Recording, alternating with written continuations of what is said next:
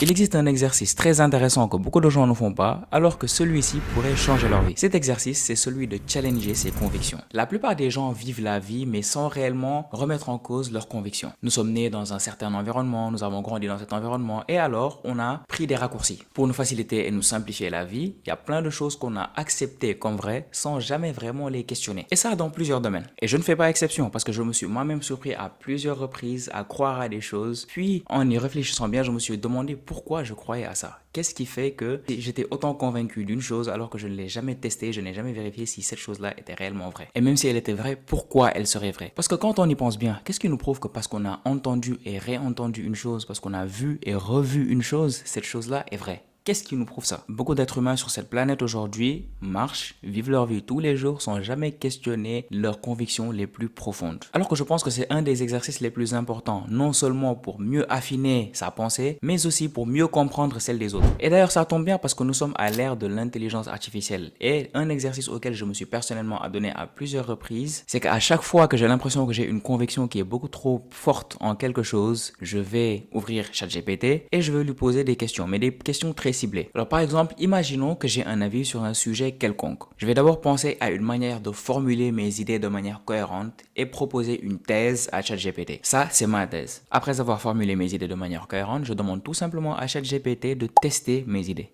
Et par tester, je veux tout simplement dire, je lui écris un prompt du type: que penses-tu de cette idée? De manière neutre et totalement critique. Est-ce que tu vois des failles dans mon raisonnement? Et si oui, explique-moi pourquoi elles sont des failles. Si quelqu'un devait argumenter contre mon idée, quels sont les meilleurs arguments que cette personne pourrait sortir? Ce sont de petites questions simples, mais elles font toute la différence. Parce qu'à chaque fois que tu as une conviction qui est très forte et que tu fais passer à ta conviction cette épreuve, ce test, tu te rends compte des limites de ton argumentation. Tu te rends compte de tes failles. Et rien que ça te permet de réaliser que ton point de vue n'est pas absolu, que tu ne détiens pas le monopole de la vérité. Et là, je parle de ChatGPT ou de LLM de manière générale, mais il y a plein d'autres manières de tester ces idées. Si tu as des convictions fortes ou des idées auxquelles tu crois fortement, tu peux tout simplement aller sur les forums en ligne. Il y a plein de sites où il y a des discussions tous les jours. Twitter, Reddit, Quora et j'en passe. Et au lieu de t'enfermer dans une bulle avec que des gens qui pensent de la même manière que toi ou comme les algorithmes nous font de nos jours, donc nous proposent uniquement du contenu qui nous ressemble déjà, va vers l'inconnu. Essaie de comprendre les gens qui ont une approche différente et une vision différente de la tienne. Personnellement, je me suis beaucoup adonné à cet exercice et j'en ressens pleinement les résultats. Je croyais à beaucoup de choses de manière profonde sans jamais vraiment les avoir évaluées, les avoir examinées. Me prêter régulièrement à cet exercice, ça m'a permis d'affiner mes croyances, de rejeter tout ce qui n'était pas cohérent, mais également de mieux comprendre ceux qui ont des positions différentes de la mienne. Et je pense que ça, c'est essentiel à la vie en société. Même si on n'est pas tous d'accord sur tous les points, pouvoir vivre en paix, il est essentiel de pouvoir comprendre la manière de penser de chacun. Mets-toi à cet exercice et tu verras que ça aura un impact énorme sur ta manière de penser et de concevoir le monde. Sur ce, on se dit à la prochaine vidéo. Assalamu alaikum.